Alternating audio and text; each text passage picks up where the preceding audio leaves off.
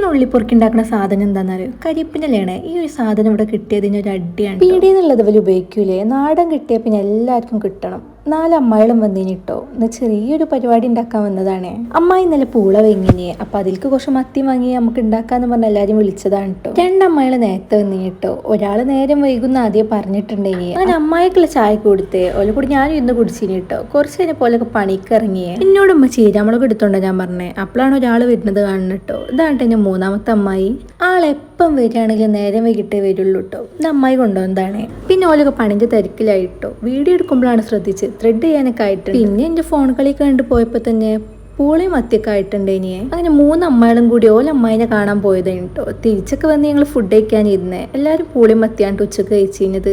ചോറായിരിക്കും വേണ്ടേനു. എനിക്ക് ഈ മത്തിയൊന്നും പറ്റൂല കേട്ടോ. ഞാൻ സാധാ ചോറും കുറച്ച് പൂളിയായിട്ടാണ് കഴിച്ചിരുന്നത്. അങ്ങനെ പിന്നെ അതൊക്കെ കഴിഞ്ഞ് ഞങ്ങൾ കുറച്ച് നേരം സംസാരിച്ചൊക്കെ ഇരുന്ന് കേട്ടോ. അപ്പോഴാണ് മുനിയമ്മായി സ്പെഷ്യൽ ജ്യൂസ് അടിച്ചിട്ടാന്നൊക്കെ പറഞ്ഞത്. ഇതിന്റെ റെസിപ്പി ഞാൻ ഇട്ടിട്ടുണ്ടേനെ.